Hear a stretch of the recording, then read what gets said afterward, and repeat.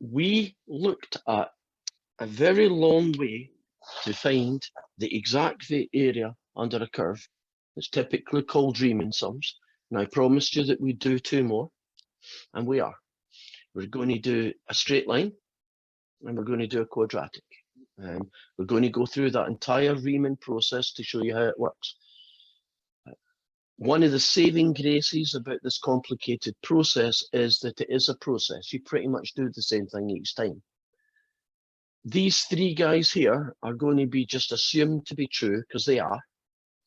And we're going to start then with our first question. We are going to find the exact value for the integral from 1 to 3 of 8 take away 2x dx. Now I'm going to go through the process of how I would do that.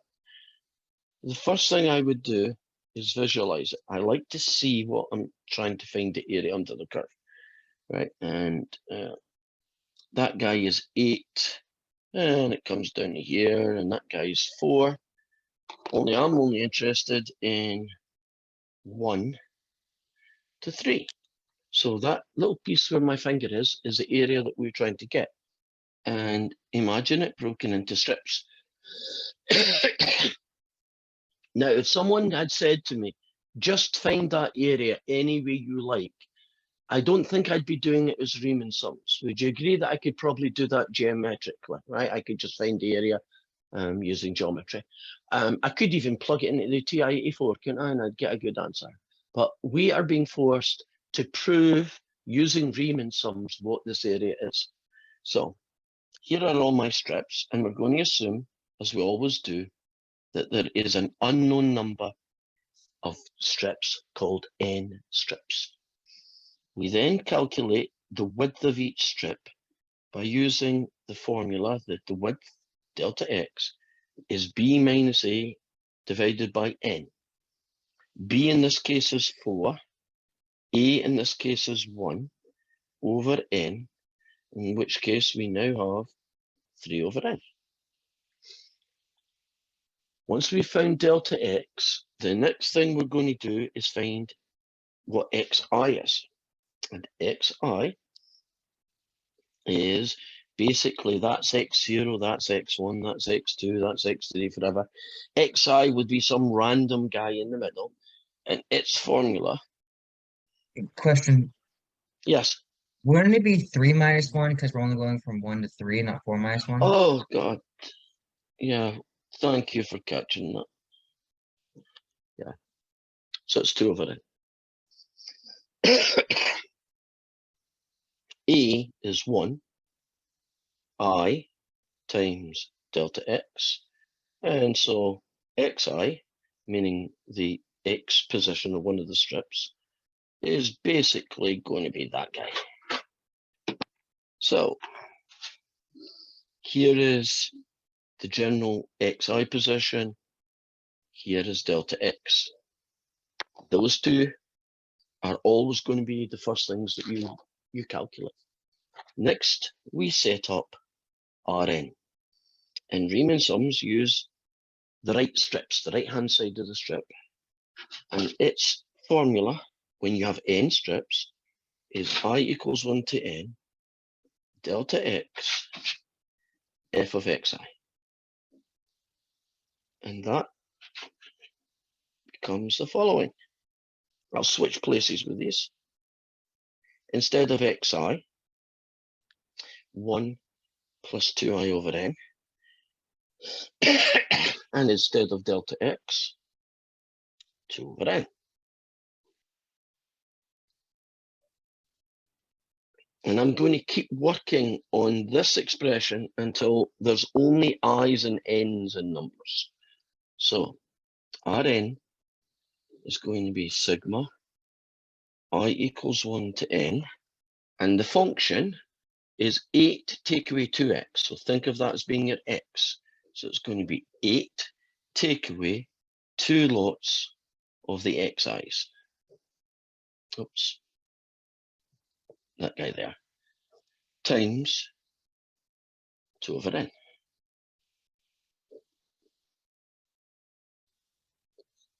And you don't need to write this down. I'm just writing it down because I made a kind of mistake there. Right, that looks nicer now.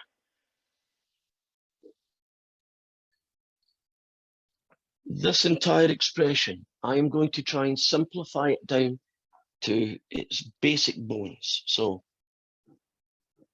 distribute that, you get -2, -4i over n times 2 over n. Those two get you 6 minus 4i over n times 2 over n.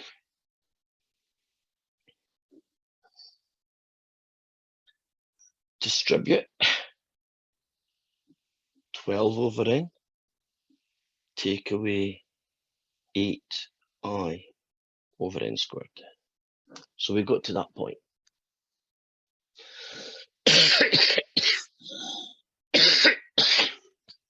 My eventual goal is going to be to remove that sigma and only have functions using n, right? So there won't be any sigmas anymore. But to do that, we have a few more things to do. First thing I'm going to do is use a property of sigma that says if you're summing up two things subtracted, you can separate them into two individual sigmas. That guy, take away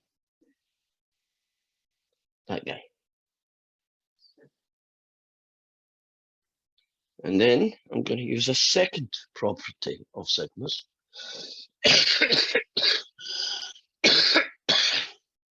And it says, if these terms here, as long as they don't have an I in them, you can take them and put them outside the sigma. So in this case, 12 over n, sigma I equals 1 to n of 1, take away 8 over n squared, sigma I equals 1 to n of I. So I'm pulling out the 12 over n and the 8 over n squared. So I'm just rewriting what I just have here. So I have I equals 1 to n of the number 1 and 8 over n squared of that guy. I will then use these fellas to change these into functions of n. So for instance, sigma 1s just gets you n. Sigma i's get you n over 2, n plus 1. So that's a big goal. I now have a formula for the area using the right endpoints in terms of nothing but the number of strips, n, that you would use. Now, the next few lines are going to be to take this horrible mess and simplify it. These two cancel and you get 12. This cancels and that partially cancels. So you get -4 over n plus 1. And that gets me 4n plus 1 over n.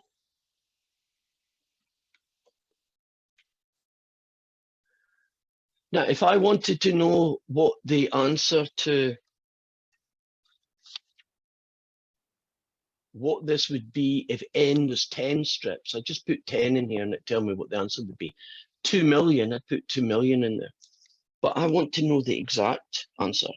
I want to know what the exact answer to the area under this curve is. And you get it by making the number of strips go infinite. Which means we need to find the limit as n tends to infinity of 12 take away 4n plus 1 over n. Now I would bring out the 12 because it's a fixed number and just focus on the fraction part.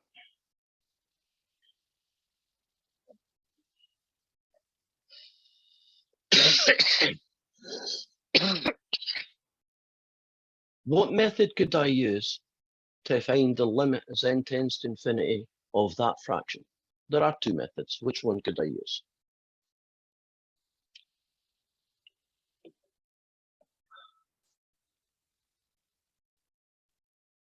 Any takers? Which method could I use?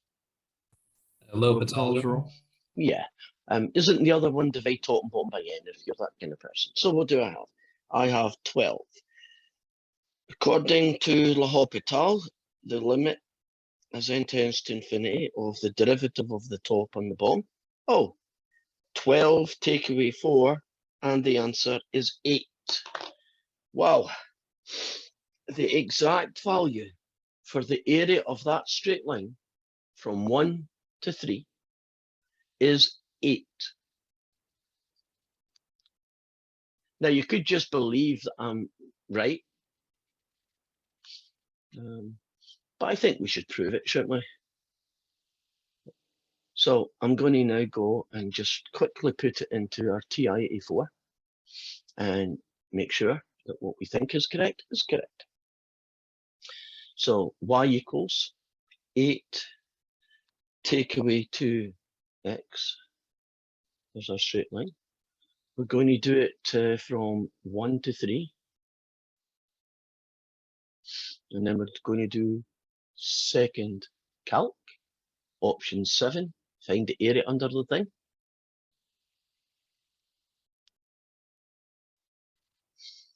Lower limit 1, upper limit 3.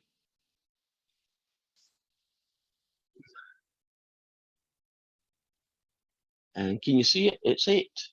I am too cool for high school. Pretty cool, right?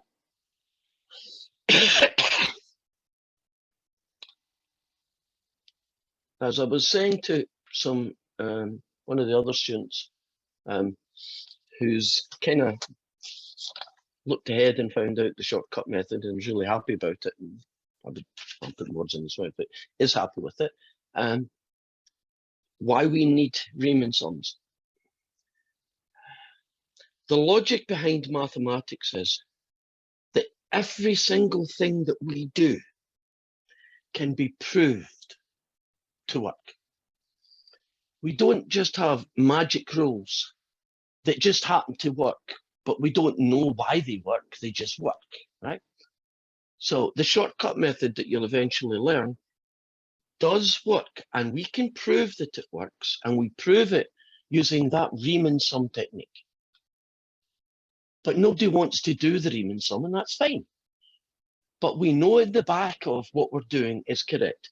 We don't want mathematics, we don't want it to be one of those kind of subjects where, you know, you hit some buttons on a computer and a number appears and that's the answer.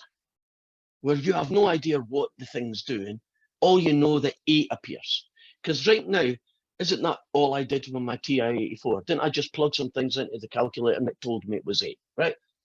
It didn't explain why it was 8. It didn't show you, shaded in a little blue thing, but that's not proving anything. Mathematics is probably the most rigorous science in any science that you could possibly get.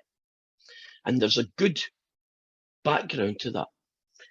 If the area under that shape that we just did is 8, isn't 200 years from now, it's still going to be 8. Right? When we get an answer, we get the answer. If you go to your physics professor and you say to them, what's the latest theory on heat transfer? Right?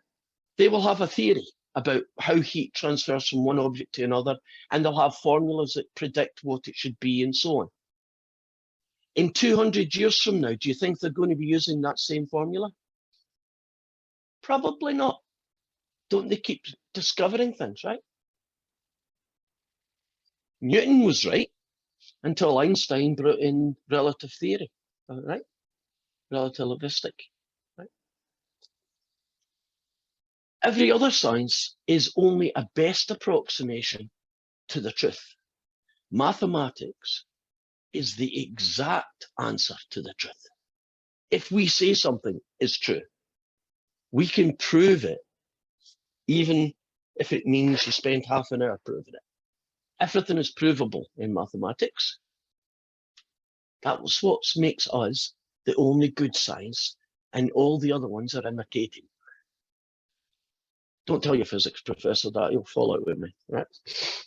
Now, last one of these guys. Let's just go to the dentist one more time. Let's extract this tooth and we'll feel so much better, because this is the last Riemann sum you're going to see. So I have 2x squared minus 4x, and I want to find the integral from 0 to 2. If you plug it into Desmos, can you trust me? It looks like this.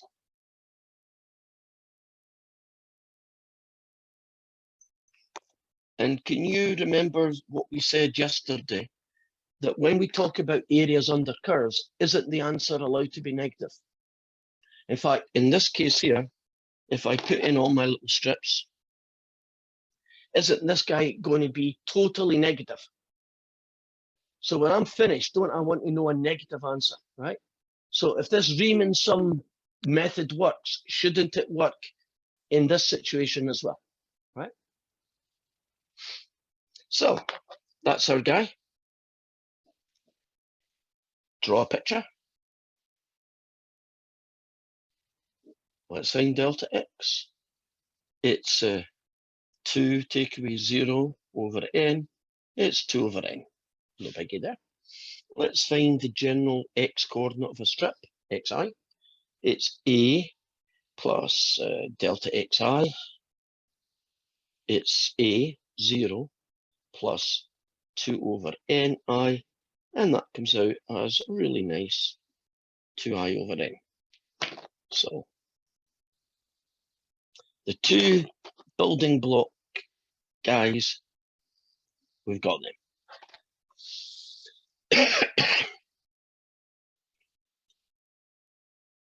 Using the right endpoints, Rn, it's going to be I equals 1 to n, delta x, f of xi. It is going to become, and I like to switch places, so it's f, instead of xi, 2i over n, times delta x, which is what, 2 over n.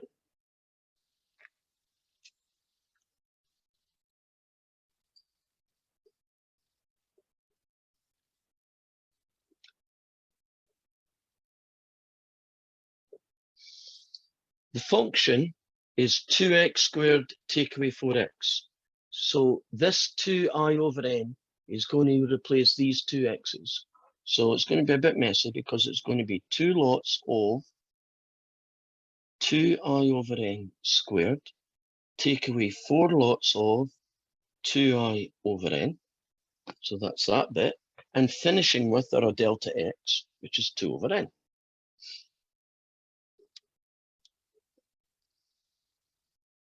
So what I'm going to do for the next few lines is I'm going to FOIL this out and distribute it and try and make it as simple as possible. So 2i over n squared gets you 4i squared over n squared, and then you double it. So you get 8i squared over n squared. Minus 4 times this guy gets you negative 8i over n, and then you multiply it by 2 over n. Distribute the 2 over n now. This times this gets me 16i squared over n cubed. Take away 16i over n squared. So that mess has, well, I guess it's a little bit nicer looking, right? It's got simpler. Now we're going to use two properties, one after the other. The first property is going to say that if you've got a sigma of two things added or subtracted, you can separate them into two sigmas. There's the first guy.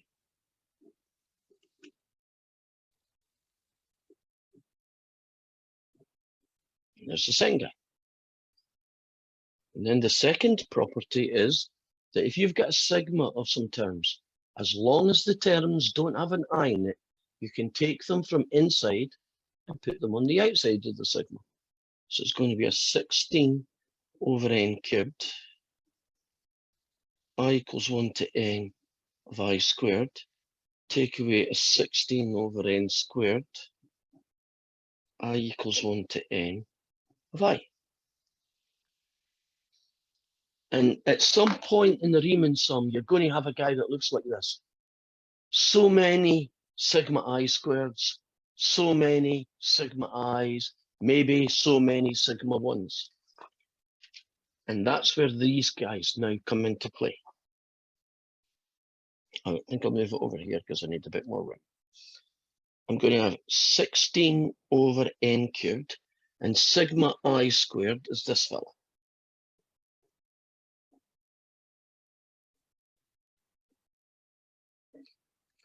Take away 16 over n squared and sigma I.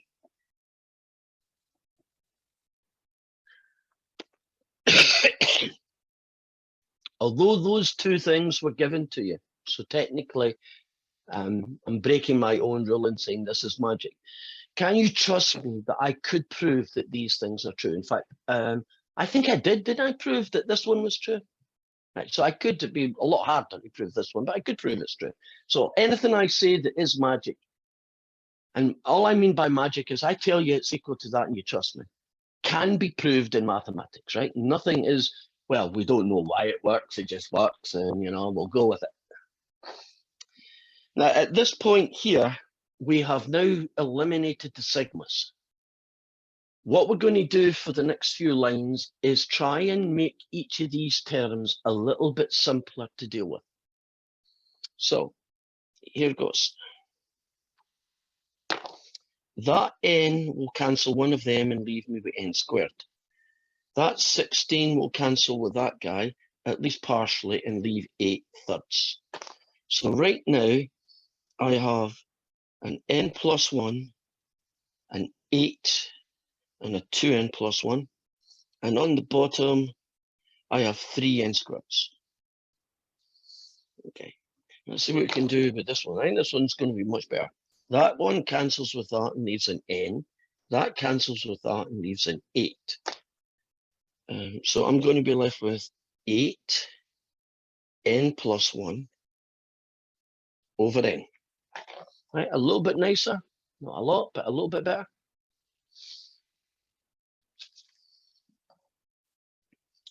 Now, if you FOIL all this out, that times that times that, you will get 2n squared doubled, 18n squared. You'll get 3n, so that becomes what, 24n, and you'll get 1, and that'll become 8. And if you do this one, you'll get what, an 8n plus 8 over n, right? Now, the reason I did that is because we're eventually going to have to find out what these fractions equal as n becomes infinite, because the exact area under the curve of 2x squared take away 4x dx is found by making the R guy with an infinite number of strips. So we're essentially trying to find out what the limit of all of this, that's this guy here, take away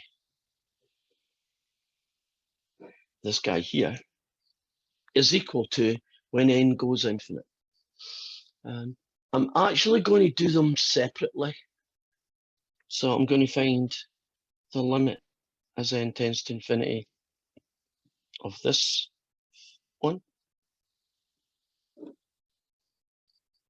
And then I'm going to take away the limit as n tends to infinity of this one. Okay, this one's a little bit easier. If I do L'Hopital on this, you will get the derivative of the top is what, 8, and the derivative of the bottom is 1. So you get 8. Now if I do L'Hopital on this guy, you get 32n plus 24 over 6n. So I'll do L'Hopital a second time. And you get 32 over 6. And 32 over 6 is 16 thirds. And 16 thirds take away 8. Then this bit's 16 thirds, this bit's take away 8. Leaves me with, well, 16 thirds take away 24 thirds. And the answer is negative 8 thirds. We are finished. The numerical answer, once you find the limit of these guys as n goes infinite, ends up being the number negative 8 thirds. Good news, isn't it negative like we predicted it should be? Second and final test is, did we get it right? Well, let's find out. Nipping over to the TI-84.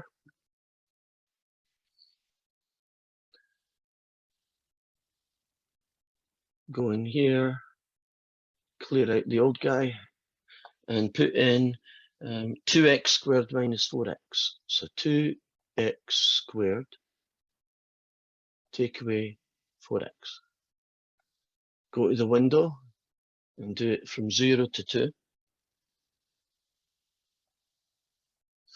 And then jump to second calc, choice number 7. Yeah, it's below the axis. Maybe the scale could be a bit prettier, but that's good.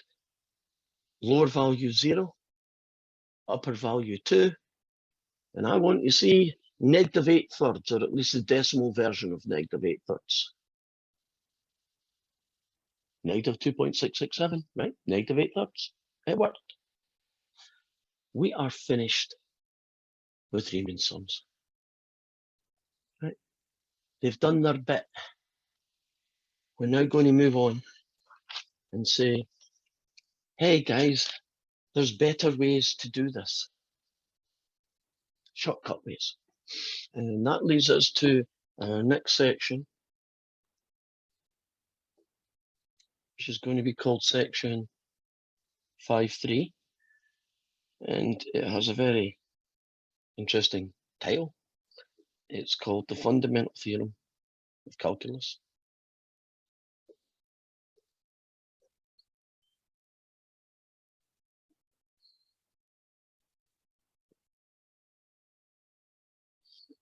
You know, anything that's called the Fundamental Theorem of Calculus is probably going to be a biggie. Agreed? It's going to be important. It wouldn't be called that if it was just a minor thing.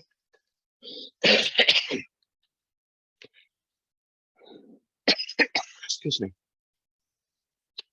There's a couple of things that we do at the start of this section that eventually leads up to the Fundamental Theorem of Calculus. The first thing's called an integral function.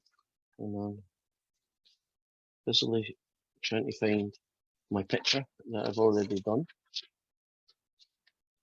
Because if I can find it, at least it'll save me some time.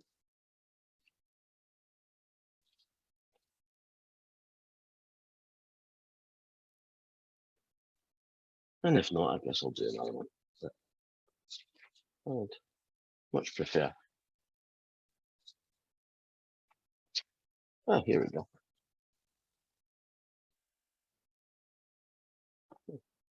So, first thing we're going to look at is called the area function.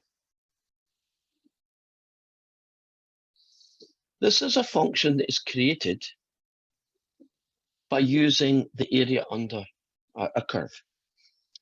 We typically call the function g of x.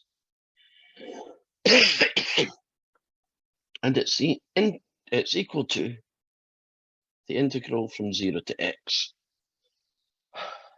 the area under a curve from 0 to x, of some function f of t dt. Now you only get one example of this function, so I'm going to do my own version. I've already got it over here to show you what it looks like.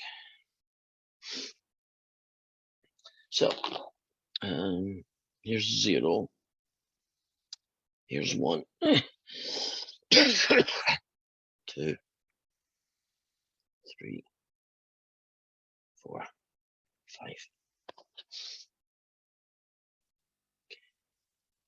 1, 2, negative 1, negative 2. Okay.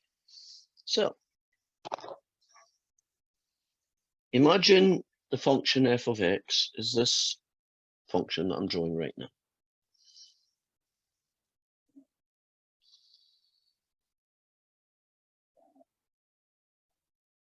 So this here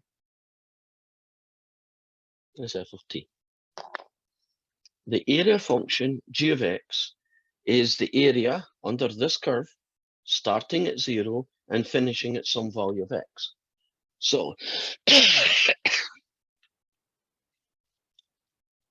can do g of 1, g of 2, g of 3, g of 4, and we'll finish on g of 5.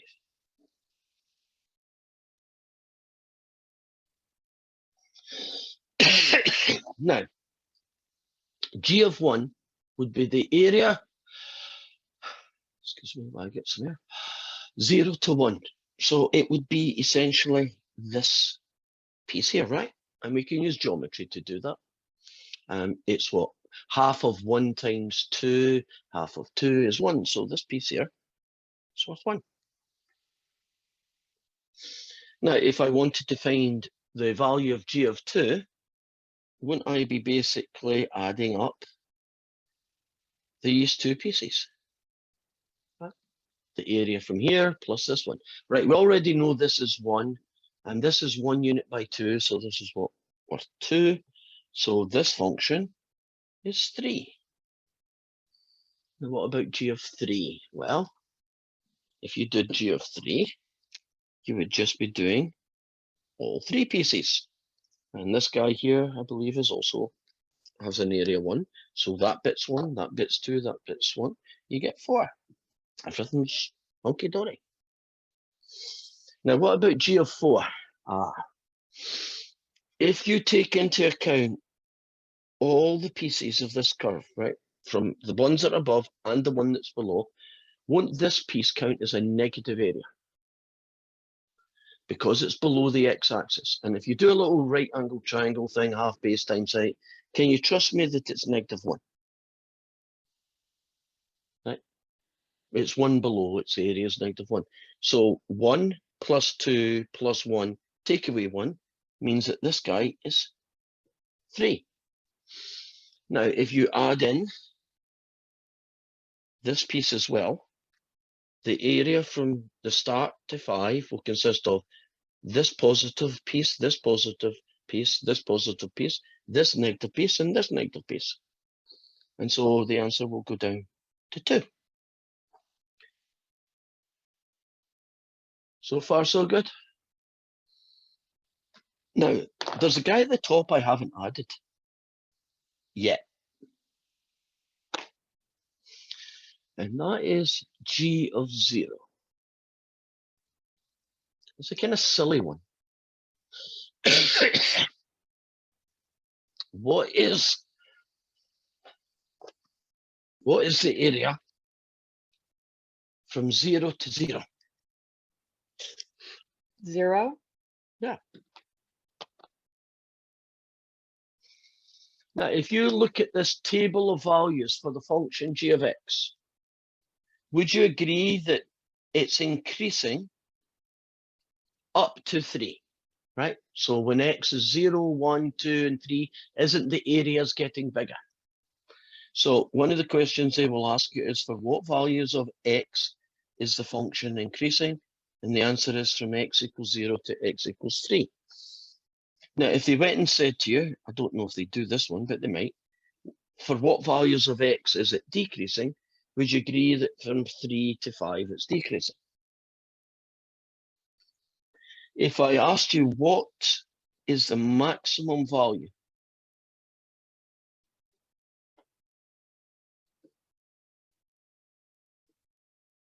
of g of x, what is the biggest number that g of x will get to in this situation? What's the maximum value for g of x? 4. 4, right? Would you agree that that's the biggest area you're going to get? Can you imagine it was a little sliding scale and you went 0.1, 0.2, 0.3? Wouldn't you never get any better than there, right? That would be the biggest area. And if you want to know, you could say it happened at x equals 3, which it does. And we call that guy the area function. There's like one homework question on it. It's just a little interesting thing. And it has a reason why it's there, because I want to now take you to the fundamental theorem of calculus.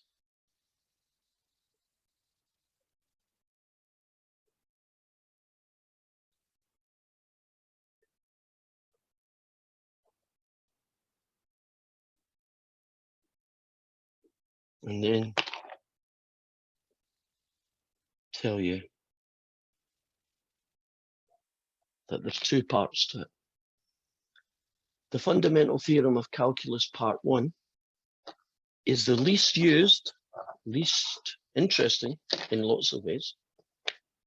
But if it wasn't for part 1, we wouldn't be able to do the shortcut, which is part 2.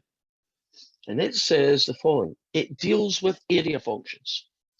It says, if you have an area function g of x, and it's equal to, as area functions are described in this way, equal to that, then the derivative of the area function is that guy. And you look at that and you think, well, okay, I'll take your word for it, but what does that look like as a question? Well, even the questions are quite trivial.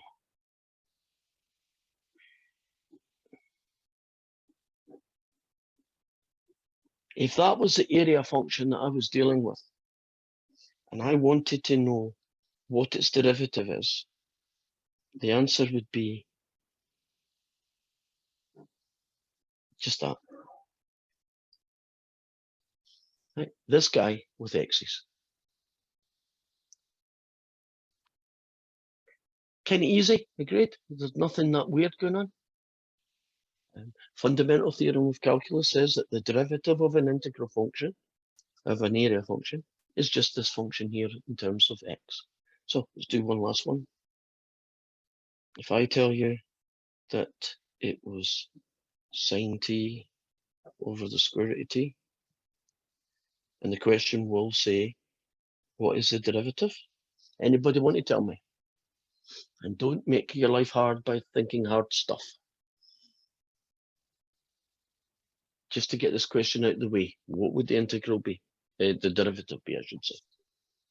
Sine of x over the square root of x.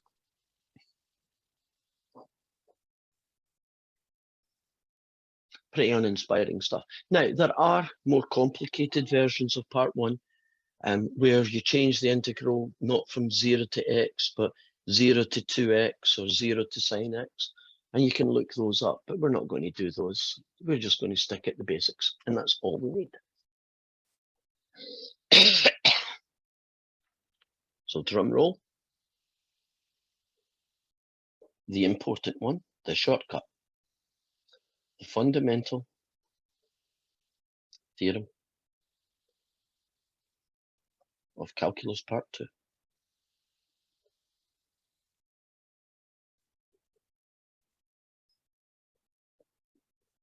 What we would call the shortcut method. It says the following. If you want to find the exact value for the area under the curve from A to B of some function f of x dx, and I should put a proviso in all of these, the functions that we're dealing with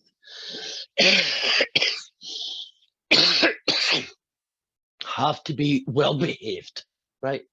No vertical asymptotes, no funny bumps in them, just normal curves. Excuse me.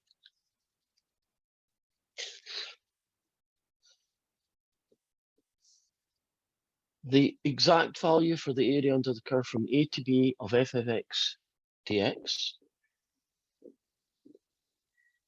is capital F of B take away capital F of A. Here we are, where capital F of x is the antiderivative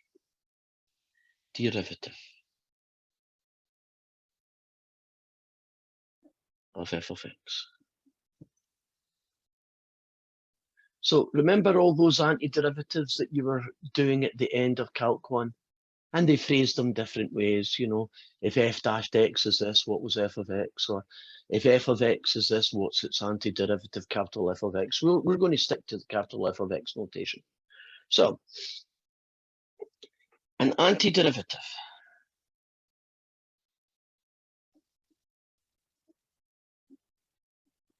capital F of x has the property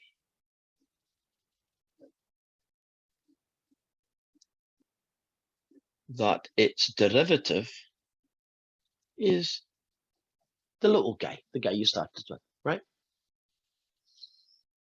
And actually, the fundamental theorem of calculus part 1 takes that property, turns it on its head, and generates this formula. So that's, if you're interested why you have part 1, it allows us to create part 2. Yeah, it's a bit more complex than that, but it's essentially what part 1 allows us to do. So how does it get used? Well, we need to start building up a skill set, some knowledge base, so that we can start using the shortcut. In other words, we have to get good at finding antiderivatives. So I'm just going to randomly pick guys, and you're going to tell me who the antiderivative is. Okay.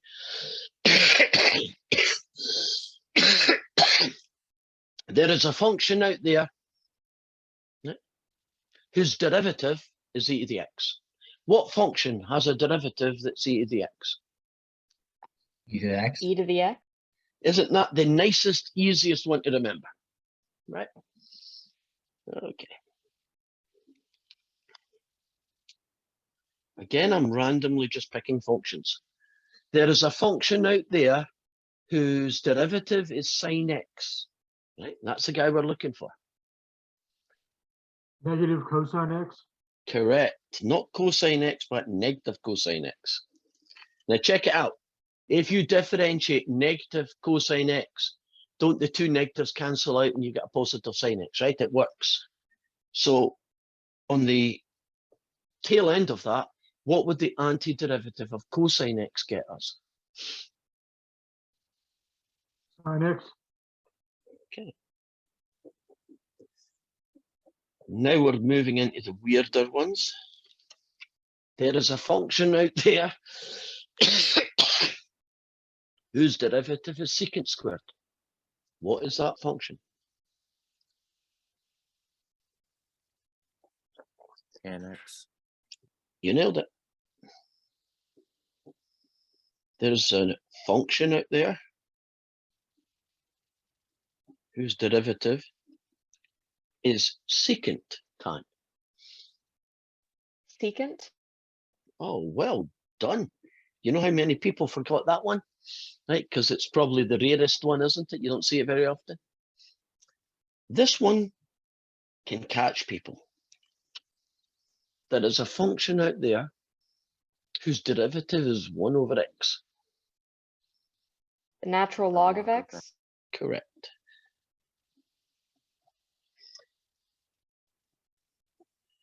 It depends. Sometimes they stick an absolute value around it. Sometimes they don't. You just got to live with it. I tend to just do this version and make the assumption that I'm never going to use an x that's negative in a log situation, but technically that's a better answer. Now, this one is very generic. This one represents all powers of x.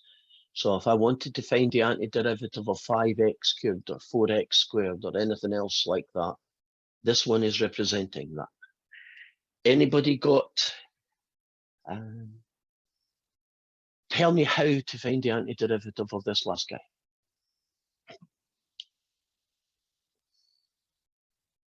A times n of x to n minus 1, or n plus 1. Right, there is an A. There is an x to the power of n plus 1, but one change to what you said, at least what I heard. It's divided. Divide. Yeah. We normally, or I normally describe this rule rather than an ugly formula. I describe this, it's called the power rule. Add 1 to the power and divide by the new power. That's the easiest way to remember that.